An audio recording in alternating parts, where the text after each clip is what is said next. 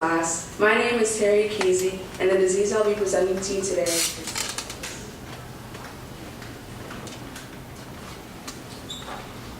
Here's my overview.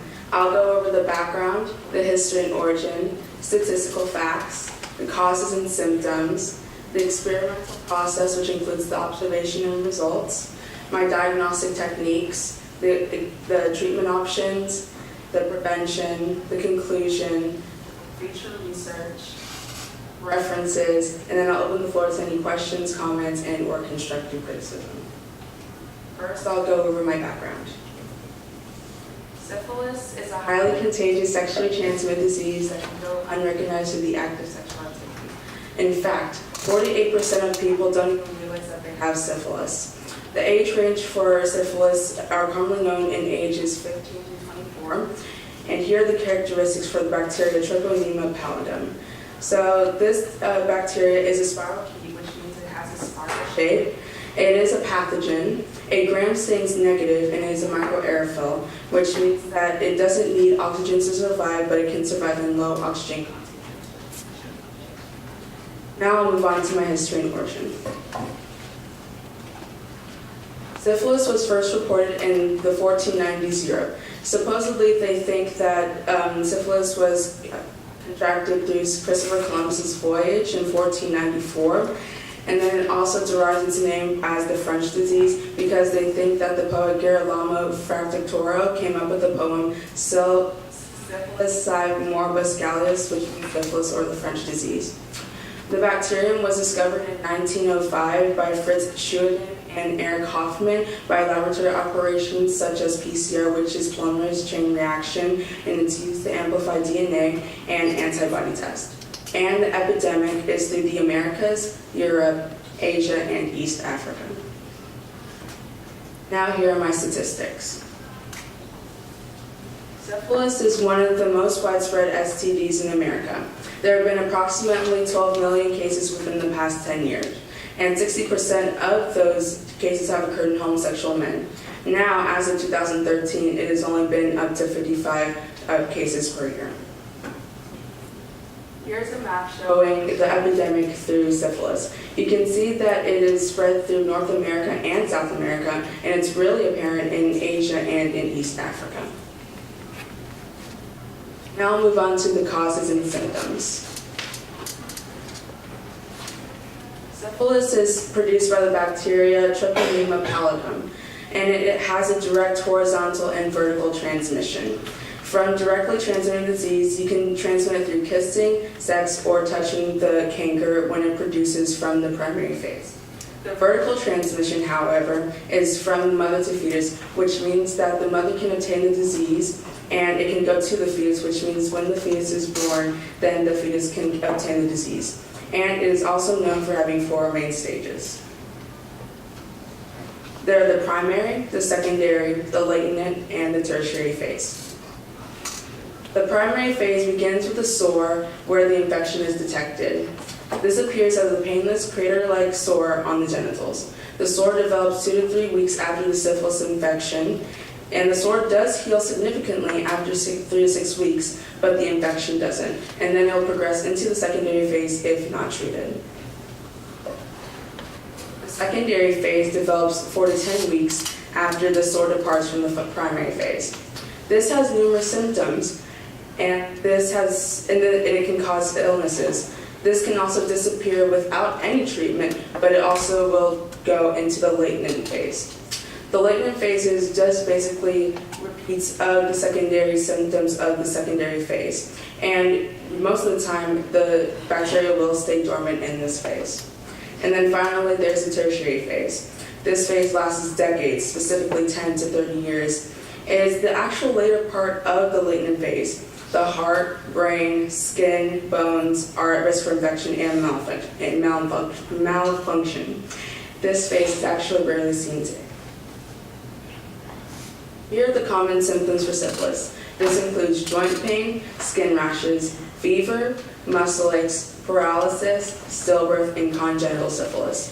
What stillbirth is when the mother gives the fetus the disease, the fetus will die in the uterus.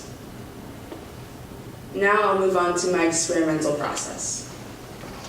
My experiment highlights the importance of the infamous study of the Tuskegee syphilis experiment. This experiment was conducted in 1932 and it took place in Macon County, Alabama.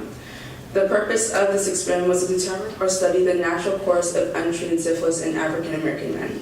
This also caused a lot of ethical conflictions because not only did the people who wanted to be in the experiment not want to have the choice to withdraw, but they only did it in African American men, which means that they didn't know if it was apparent in any other race.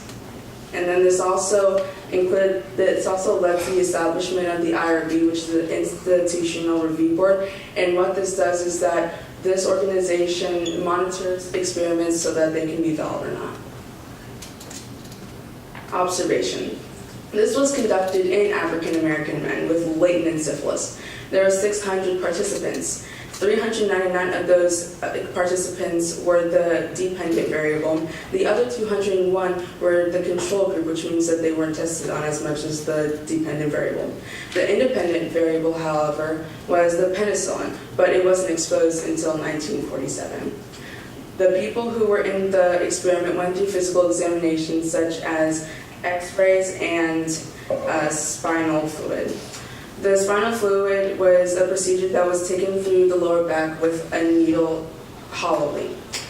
This was also conducted by the USPHS, which stands for the U.S. Public Health Service. And it was also funded by the Chicago-based Julius Rosenwald Fund, and which was a philanthropic organization dedicated to the promotion of welfare and health and education to African Americans. So the experiment did end in 1972, but however, the experiment did stop in 1947 because the treatment for syphilis, which was penicillin, was exposed, and they noticed that many people were dying from not having the treatment, but then they noticed that the numbers that people were dying decreased, so they continued on with the experiment, but then it did end in 1972. In all, 400 men died, and then they passed on the disease to their wives and children. The ASHSA ruled the experiment unethically unjustified, just like I explained in the observation, because they didn't have the freedom to withdraw from the experiment, and it was only tested in African American men. Now I'll move on to the diagnostic techniques. Syphilis can be easily diagnosed through a blood test for regular victims. However, for people who are pregnant or women who are pregnant, this requires dark field microscopy for pregnant women. This also requires a screening for primary and secondary syphilis, and the results from the screening will be obtained by a physician, and they won't be necessary 6 months after treatment. Now I'll move on to my treatment.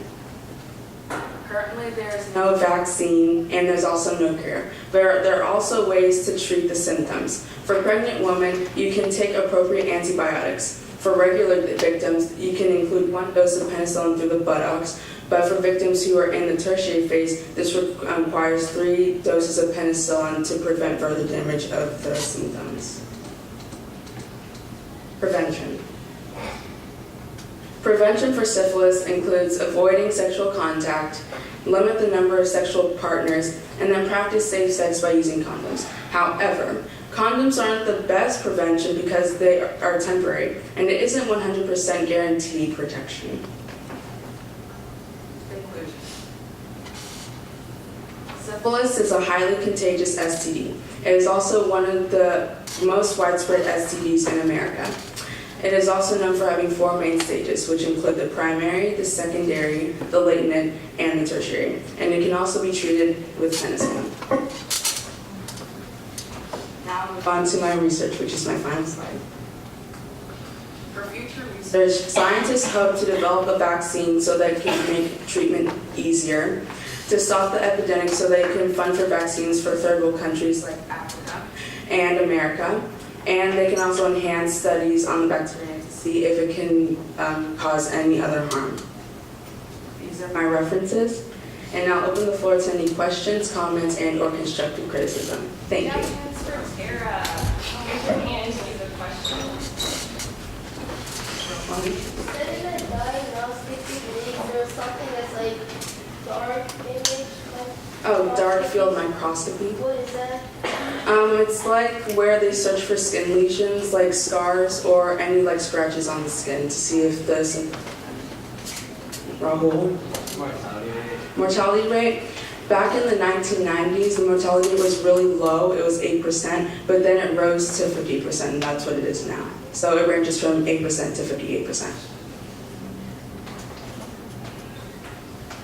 Yes. Question, Tara. Could you tell us a little more about the IRB and how that is supposed to prevent experiments like the one you were talking about? Okay, so the IRB, if you didn't catch, it's called the Institutional Review Board. So the purpose of that is to monitor experiments to see if they're valid. Because in that experiment, it wasn't, because it was only like containing the people who were in that experiment. And I didn't specifically say it, but the government said that they were being tested for bad blood, so they're technically lying to them, saying that they're going to be getting bad blood, but really they're getting tested for syphilis. So then the IRB was established because they didn't think the experiment was valid, so that's the purpose. More questions? Jazz hands.